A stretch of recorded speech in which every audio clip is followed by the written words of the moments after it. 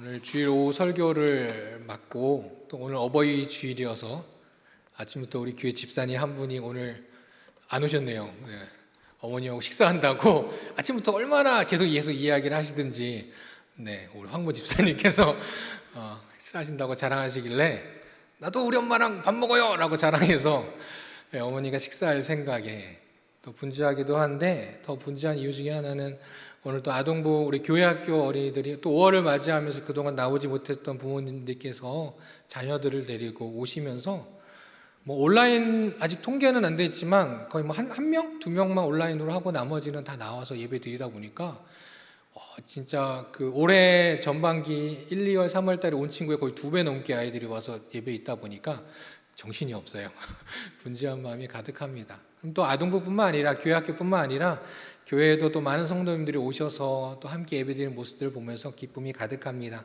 이 기쁨 속에서 또 계속 이어져 가고, 물론 온라인이 계속 병행되고 있지만 이제 속히 온라인이 끊겨지고 온 성도들이 이 자리에 함께 나와 우리 모두 다 함께 하나님 예배드리는 또 기쁜 날들이 계속 이어지길 간절히 소망합니다. 최근에 한 과학 뉴스라고 하면서 뉴스 하나를 보면서 일명 우리가 중2병이라는 걸 알고 있지 않습니까? 그 중2병의 행동의 원인이 밝혀졌다라는 기사가 한번 올라온 적이 있었습니다. 미국 스탠퍼드 의대 연구팀이 결과를 발표했었는데, 그 내용은 무엇이냐면 어린 아이들의 뇌는 보통 어머니의 목소리, 엄마의 목소리에 반응하지만 사춘기 아이들은 그렇지 않다라는 결론이었습니다. 그 연구팀이 7세에서 16세에 해당하는 아이들을 모아두고서 어머니의 목소리, 엄마의 목소리와 다른 여성의 목소리를 이렇게 들려줬다고 합니다. 그냥 어머니 목소리 들으면 어머니 목소리니까, 엄마 목소리니까 반응할까봐 전혀 말도 안 되는 말을 쓰면서 그 목소리에만 아이들이 집중할 수 있도록, 그러니까 아무리 들어도 이게 엄마 목소리인지 아닌지 구별할 수 없게끔 실험을 했다라고 합니다. 그랬더니 결과는 이러했다고 합니다. 7세에서 12세, 그러니까 우리나라로 보면 이제 초등학생에 해당되는 아이들은 엄마의 목소리에 반응하는 뇌를 관찰할 수 있었다고 합니다. 그런데 그 이상의 아이들, 특히 중2병을 많이 겪고 있다고 말하는 중2에 해당하는 13세, 14세의 아이들 같은 경우는 엄마의 목소리가 아니라 다른 여성의 목소리에 그 뇌가 더 큰 반응을 일으켰다라고 하는 겁니다. 그런데 여기서 더 중요했던 것은 그런 결과가 아니라, 그렇구나, 중2 애들은 엄마가 아닌 부모가 아닌 다른 목소리에 더 반응하는구나, 그게 아니라 그 연구팀의 분석은 이런 것입니다. 이것은 엄마에 대한 반응, 즉 어렸을 때 엄마의 목소리에 반응하던 그 반응이 멈춰진 것이 아니라 낯선 목소리에 더 관심을 하고 주목하기 시작했다라는 것입니다. 즉 초등학교 때는 내 말만 듣던 애가 갑자기 왜 내 말 안 들어? 이것이 아니라 새로운 사람, 새로운 상황들을 또 탐색하는 것에 더 집중하기 시작하는 나이가 되었다라는 이야기입니다. 그래서 단순히 사춘기 중2병을 지나는 청소년들이 부모님에 대한 불신 또는 불신이 아니라 조금 더 큰 사회에 눈을 돌리고 있는 것뿐이다 라고 그 행동을 통하여서 연구의 결과를 내었고, 결국 부모님들에게 용기를 내시라, 부모님들이 싫어서 그러는 것이 아니다, 특별한 이유가 있는 것이다 라고 밝혀주며 이렇게 응원을 해주는 겉면의 기사를 보았습니다. 제가 어렸을 때만 해도, 제가 청소년 시기만 해도 발견할 수 있었던 책들을 보게 되면 대부분 청소년들에게 문제가 있다, 사춘기 때의 그 문제들은 청소년들에게 문제가 있다라고 하면서 청소년기는 이렇게 겪어야 돼, 이렇게 지내야 사춘기 잘 넘어갈 수 있어 라고, 저도 그런 책을 그때 읽었던 기억이 납니다. 근데 요즘에는 사실은 청소년들을 위한 책들도 있지만 부모님들을 위한 책들도 많이 나오고 있습니다. 즉 사춘기를 겪고 있는 청소년 시기에 있는 자녀들을 이렇게 부모님들께서 해주세요라고 말하는 책들도 많이 보게 됩니다. 그런데 중요한 건 그러한 방법들이 많이 알려지고 연구되었다라고 해서 그 부모와 자녀의 관계가 잘 해결되느냐? 꼭 그렇지만은 않은 것 같습니다. 그런데 그렇다고 해서 그 부모와 자녀의 관계가 더 좋아지지 않는다고 해서, 나쁘다고 해서 그 부모와 자녀의 관계가 끊어져야 할까요? 또 그것도 아니라는 것이죠. 결국 사람의 관계, 부모와 자녀의 관계이지만 사람이기에 우리는 불완전할 수밖에 없기 때문에 그 관계는 여전히 불완전하고 그 안에 문제가 계속 나올 수밖에 없다는 것입니다. 그러나 우리의 아버지 되신 하나님과 또한 그 하나님의 자녀인 우리의 관계 속에선 전혀 그렇지 않다라는 것이죠. 아버지 되시는 주님께서는 완전한 분이시기 때문에 주님을 아버지로 삼은 우리의 자녀들인 우리와의 그런 관계 속에선 늘 우리에겐 평안만 가득할 수 있다는 것입니다. 아버지 되시는 주님께서, 아버지 되시는 하나님께서는 어떤 상황 속에서도 일어나 우리와 함께 하시고 우리에게 다가오시기에, 우리와 함께 하시기에 우리는 두려움 없이 참 소망을 품을 수 있다는 것이죠. 청소년기의 아이들은 아까 말씀드렸던 그 연구의 결과처럼 청소년기 아이들은 부모의 목소리보다 다른 이들의 목소리를 들으려고 하죠. 우리들도 주님 앞에서 그들과 같이 다른 이들의 목소리를, 다른 자들의 목소리를 들으려고 하지만 그런 불완전한 우리이지만 완전한 주님이시기에 아버지 되신 주님은 우리를 늘 품어주시고 우리와 함께 하시며 우리를 늘 위해 주신다는 것입니다. 오늘 말씀은 다윗의 이야기입니다. 이 다윗의 이야기 속에서도 이 다윗도 그 아들, 아버지인 다윗과 그의 아들인 여러 아들들과의 관계들 속에선 여전히 사람의 힘으로는 해결되지 않는 그런 문제들이 가득 있었습니다.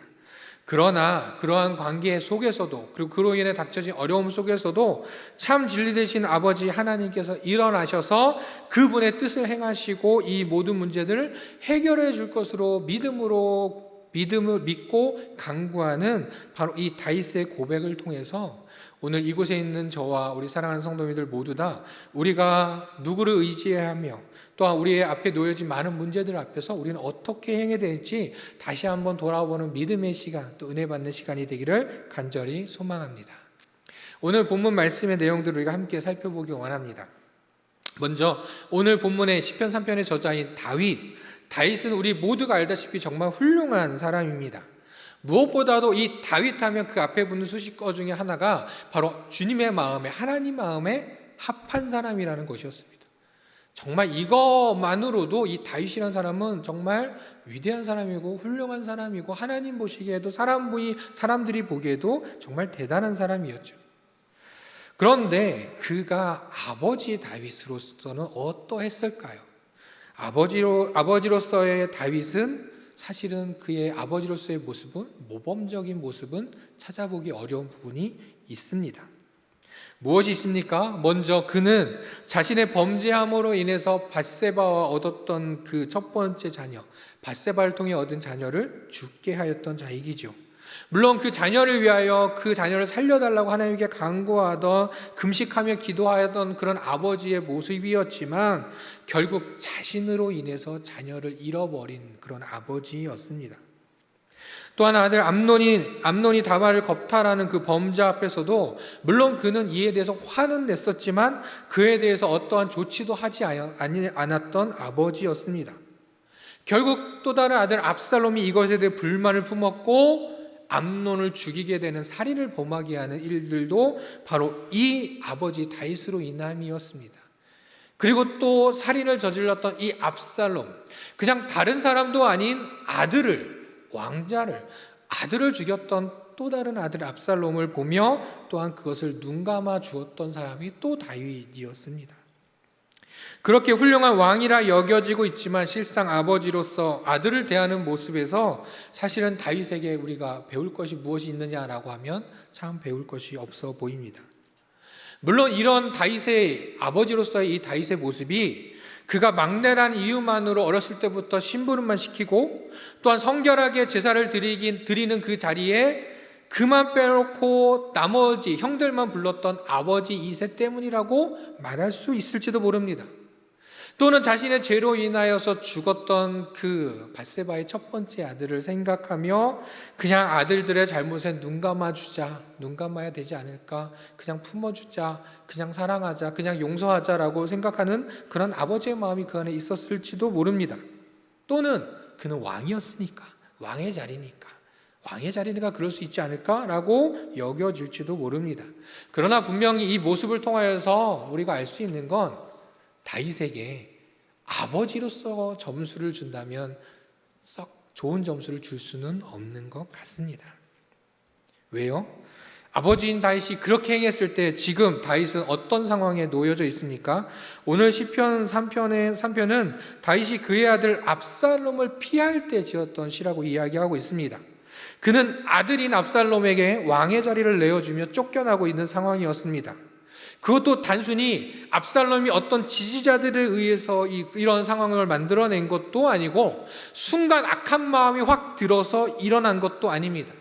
압살롬은 아버지와의 관계 속에서 긴 시간 동안 사람들의 마음을 자신에게로 돌아서게 했고, 또한 이 모든 상황을 이루어내기 위해서 자신이 아버지인 다윗을 몰아내기 위해서 많은 사람들과 함께 차근차근 준비하고 이 일을 행하였던 것입니다.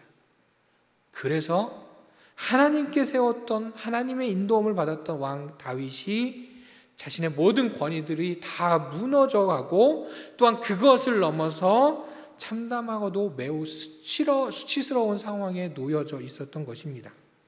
그래서 그의 이 수치스러움은 도망가는 그의 모습을 어떻게 표현하고 있는가? 머리를 가리우고 맨발로 울며 행하였다라고 성경은 나타내고 있습니다. 이런 상황입니다. 아버지인 다윗은, 그 훌륭한 왕 다윗은 이러한 상황에 놓여져 있습니다. 그런데 그가 그런 와중에, 도망가고 있는 와중에도 아침에 눈을 뜨고 주님 앞에 바로 오늘의 본문의 고백을 하고 있는 것이죠.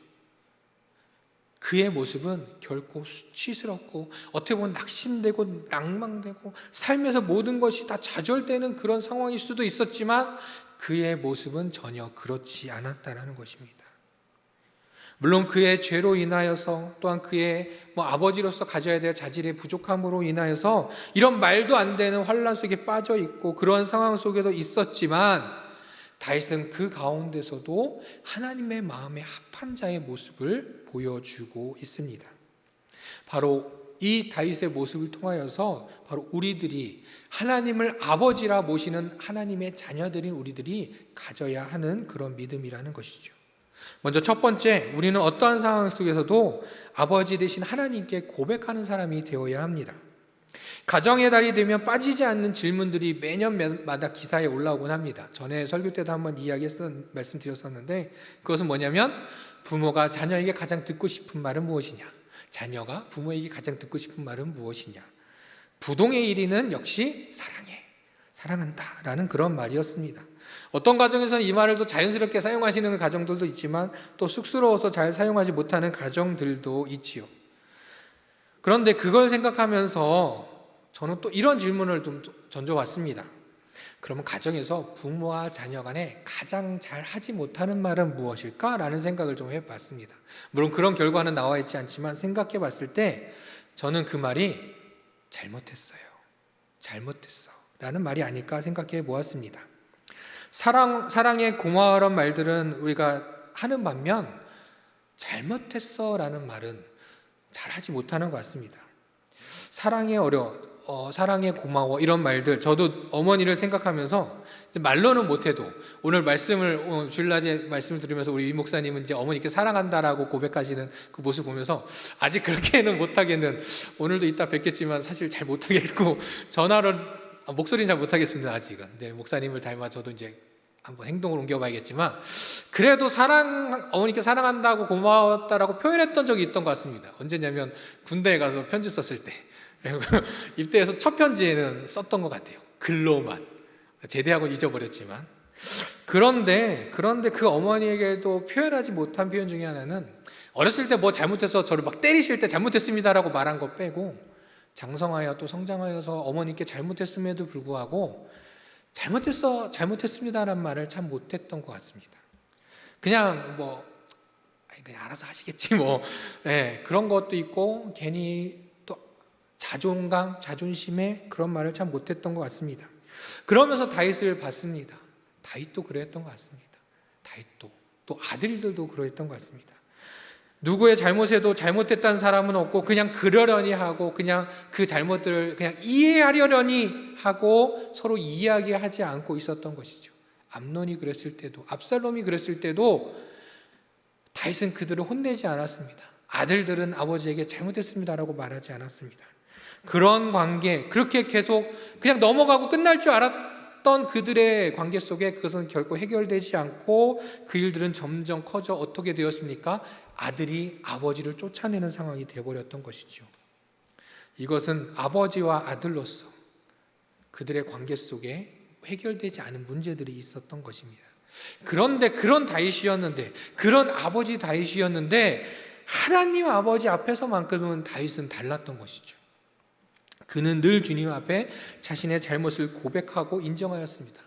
성경에서 보면 그가 그렇게 잘못하는 부분들이 많았음에도 불구하고 늘 그는 주님 앞에 자신의 잘못을 인정하고 자백하고 고백하던 사람이었습니다.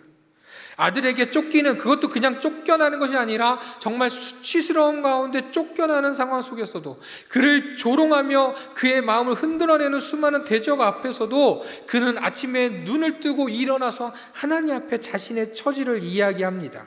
오늘 본문 1절과 2절입니다. 여호와여, 나의 대적이 어찌 그리 많은지요.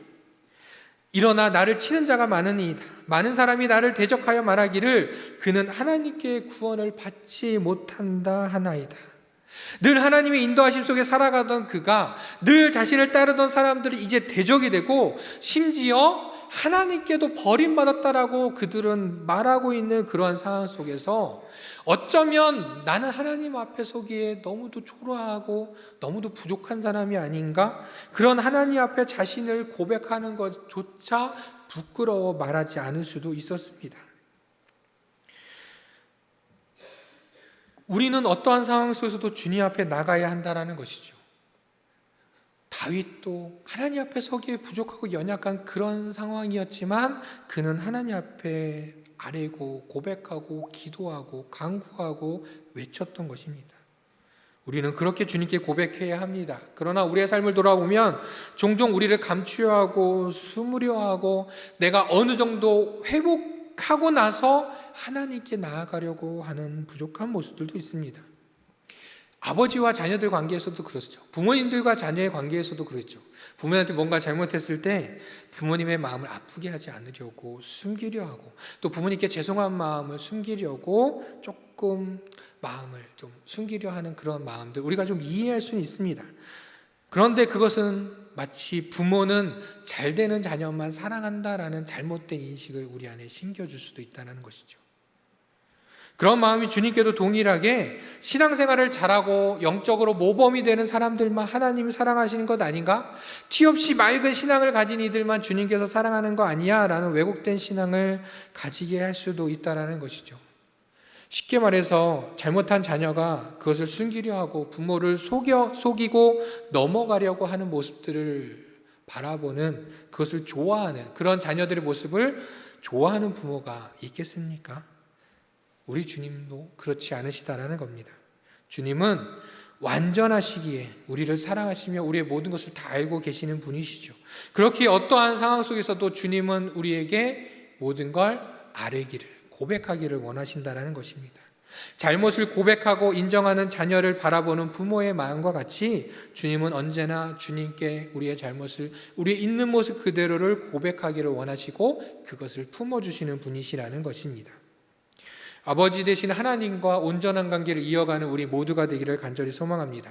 그냥 사랑의 고백, 감사의 고백, 하나님 사랑합니다, 하나님 감사합니다, 하나님 찬양합니다 라는 고백만 드리는 것이 아니라 우리가 때론 연약할 때, 또한 우리가 죄로 인하여 하나님 앞에 서기에 부끄러울 때, 그럴 때도 우리 있는 모습 그대로 주님 앞에 나아가고 잘못이 있다면 주님 앞에 용서를 구하는 우리 모두가 되기를 간절히 소망합니다.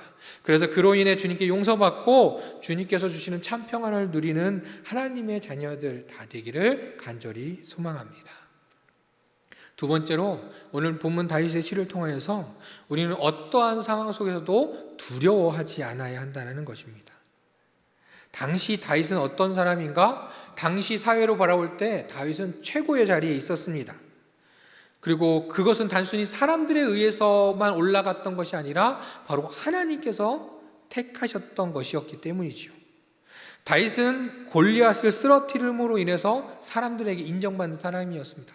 당시 왕이 있었음에도 불구하고 그 왕보다도 더 대단하다고 인정받았던 사람이었습니다.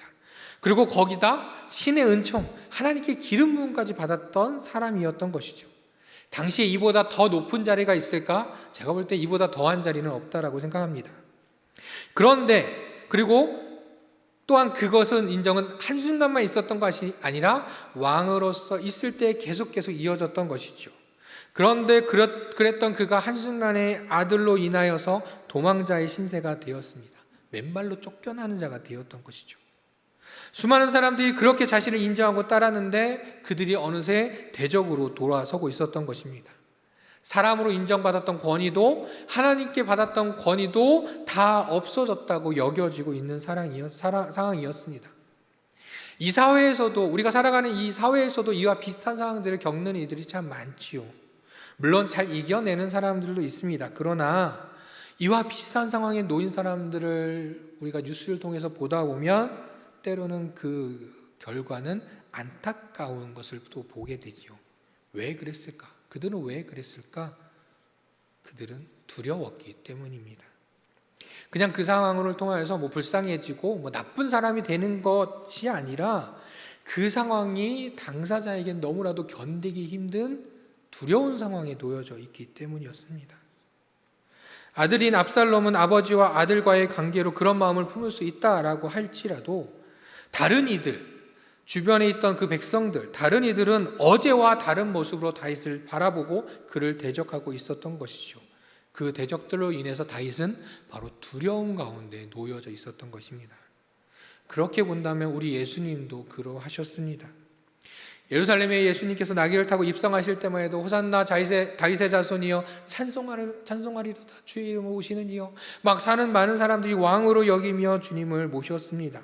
그렇게 고백하던 사람들이 한 주 만에, 아니 전날만 해도 우리 예수님은 우리의 왕이시다라고 그들은 여겼을 것입니다. 그런데 그들은 곧이어 십자가에 못 박으라고, 예수님을 십자가에 못 박으라고 외치는 사람들이 되었던 것이죠.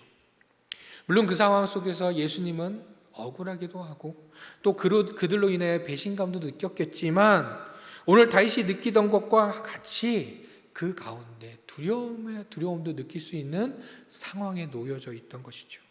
그래서 단순히 고통받으시고 수치스러운 상황뿐만 아니라 그 누구도 편이 되어주지 않는 그런 두려움 상황에 놓여져 있었던 것입니다.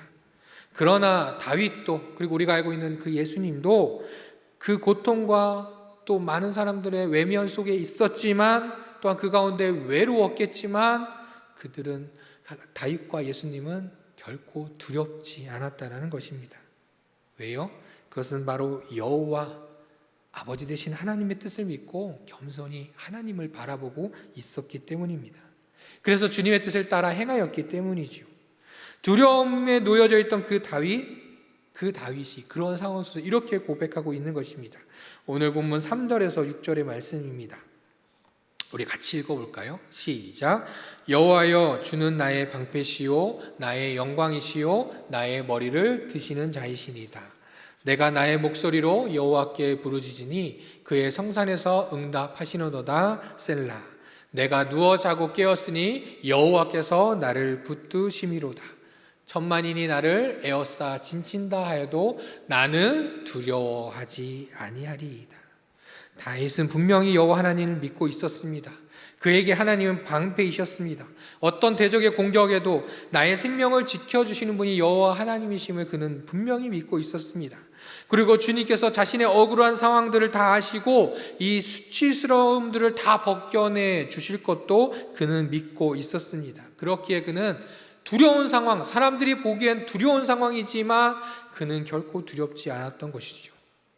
또한 그의 이 믿음은 도망가는 중에 어떤 상황들 때문에 내가 다시 돌아갈 수 있을 거야, 뭔가 바뀌고 있는 판세가 있어서 그가 얻어졌던 것이 아니라는 것이죠. 압살롬이 쳐들어온다는 소식에 도망하던 순간 그를 따르던 하나님의 궤도 있었습니다. 많은 사람들이 다윗과 함께 그 하나님의 궤를 들고 같이 따라가려고 했었습니다. 그때 다윗은 어떠했느냐? 그는 그것을 돌려보내었습니다. 그의 모습을 볼 때 그는 분명, 주님을 향한 그의 믿음은 분명 이 상황이 결코 두렵지 않았다는 것이죠. 하나님의 궤, 언약궤는 무엇을 의미합니까? 그것은 곧 여호와 하나님과 함께 한다는 것을 의미하고 있습니다. 또한 전쟁의 상황 속에선 승리를 장담하게 하고 승리를 고백하게 하는 것이기도 했습니다. 즉 다윗이 도망갈 때 하나님에게 언약궤를 들고 갔다면 어땠을까요? 그것을 바라보는 사람들의 눈은 다윗이 아직도 하나님을 붙들고 있구나, 또 하나님께서 다윗과 함께하고 있구나 라고 생각할 수도 있었습니다. 또한 어떻게 보면 다윗이 그 자신의 두려운 마음을 그것으로, 마치 세상적으로 말하면 부적과 같이 그 언약궤로 자신의 두려운 마음을 감추고 있다라고 여길 수도 있었습니다. 그런데 그는 그렇지 않았다는 것이죠. 지금 쫓겨나는 것은 자신이지 주님이 아니라는 것이었습니다. 그리고 또 이 또한 모든 것이 다 주님께서 하신 일이기에 만약 주님의 뜻이라면 나를 이곳으로 돌려보내실 것이다. 하나님의 궤는 이곳에 그대로 머물러야 한다라고 말했던 그였습니다.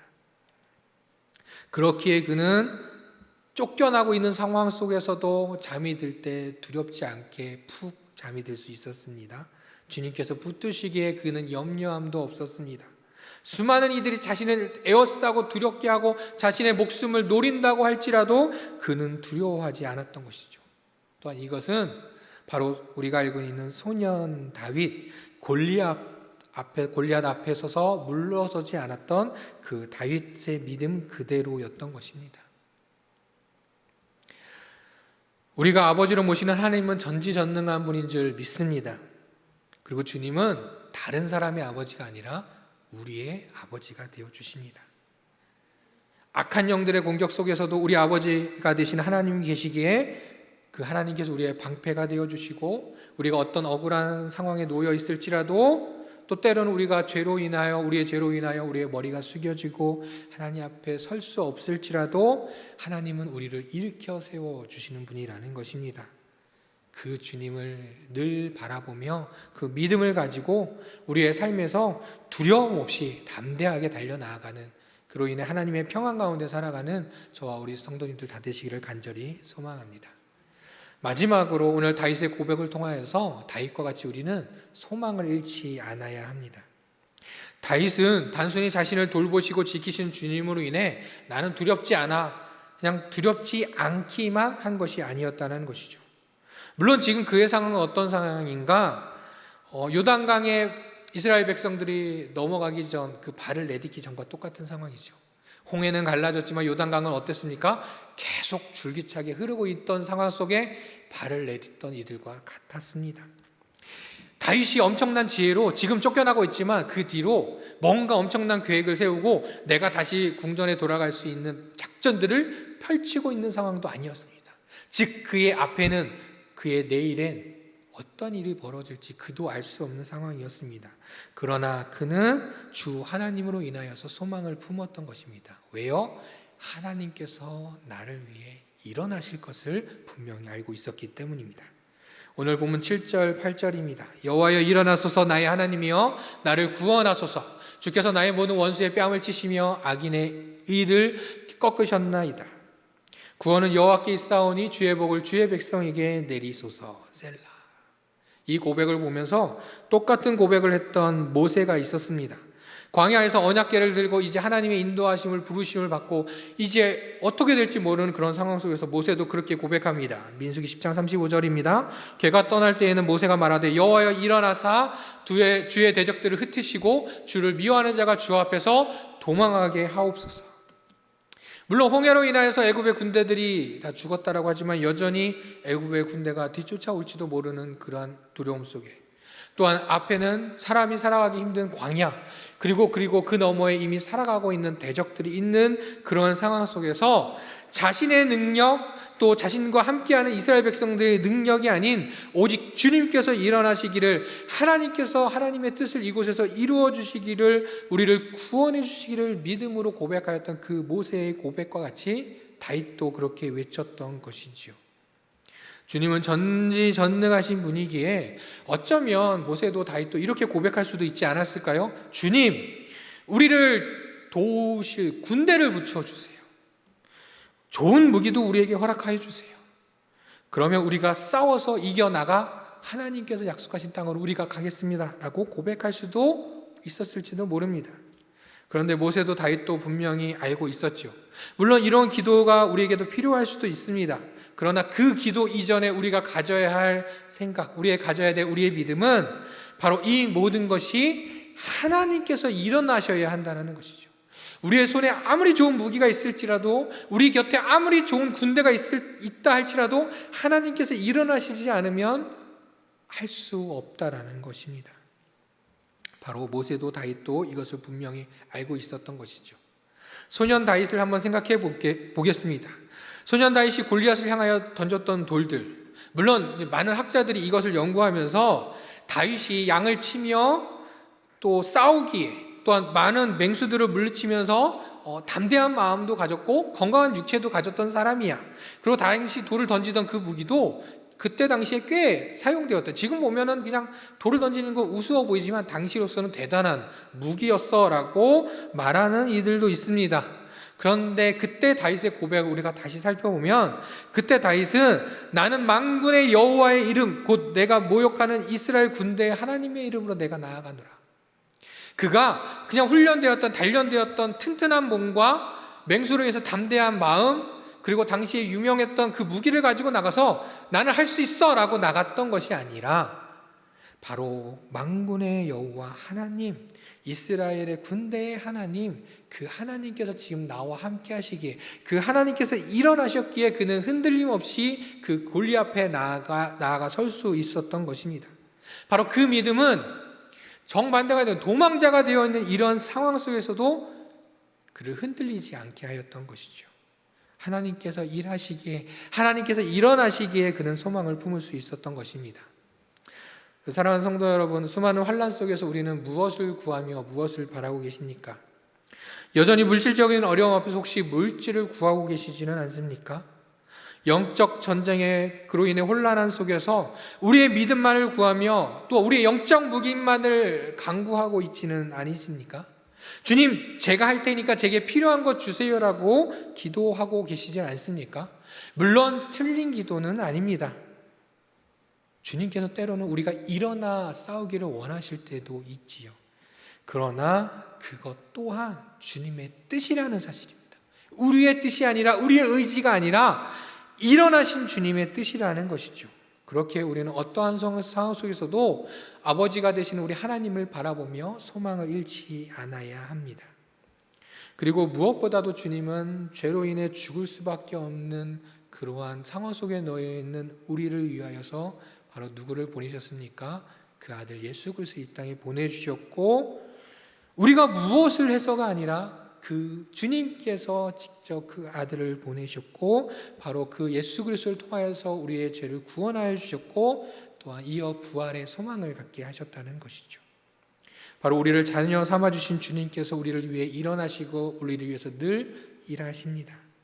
주님은 주님의 뜻을 이루시고 행하시는 분이십니다. 이 믿음을 잃지 않는 우리 모두가 되기를 간절히 소망합니다.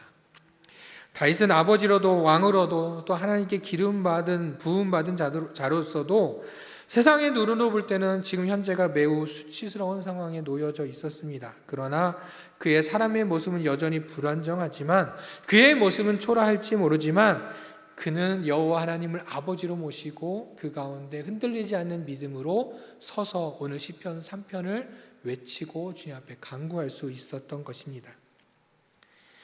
이 다윗의 고백이 지금 현재 살아가고 있는 우리들의 고백이 되기를 간절히 소망합니다. 그러면서 문득 시편 121편 말씀이 보여졌습니다. 이 말씀이 바로 그 어려움 속에 놓여졌던 다윗처럼 지금 오늘 하루를 살아가는 우리들이 그 다윗과 동일한 믿음으로 고백하는 그런 고백이 바로 저와 여러분들의 모든 고백이 되기를 간절히 소망합니다. 시편 121편 1절에서 8절까지를 우리가 같이 나의 고백으로 함께 고백하기를 간절히 소망합니다. 함께 읽어보겠습니다. 시작. 내가 산을 향하여 눈을 들리라. 나의 도움이 어디서 올까? 나의 도움은 천지를 지으신 여호와에게서로다. 여호와께서 너를 실족하지 아니하게 하시며 너를 지키시는 이가 졸지 아니하시리로다. 이스라엘을 지키시는 이는 졸지도 아니하시고 주무시지도 아니하시리로다. 여호와는 너를 지키시는 이시라. 여호와께서 내 오른쪽에서 내 그늘이 되시나니 낮에 해가 너를 상하게 하지 아니하며 밤의 달도 너를 해치지 아니하리로다. 여호와께서 너를 지켜 모든 환난을 면하게 하시며 또 내 영혼을 지키시리로다. 여호와께서 너의 출입을 지금부터 영원까지 지키시리로다. 바로 시편 3편에 고백했던 그 다윗이 바로 시편 121편에도 동일한 믿음으로 이렇게 고백하고 있는 것이죠. 오늘 시편 3편과 시편 120편의 고백이 저와 우리 사랑하는 성도님들의 고백이 되기를 간절히 소망합니다. 기도하겠습니다. 하나님 아버지, 주님을 아버지라 고백하면서도 신실한 믿음 없이 늘 불안해하며 숨기만 하였던 부족한 저희들을 이 시간 고백하오니 주님 용서하여 주시옵소서. 이 시간 간절히 바라오니 다윗과 같이 주님께 저희 속에 있는 모든 것들을 진실되게 고백하는 자들이 다 되게 하여 주시옵소서. 또한 그의 고백처럼 주님께서 저희의 방패가 되시며 저희의 머리를 드시는 분임을 믿고 온전히 주님을 바라보는 자들이 되게 하여 주시옵소서.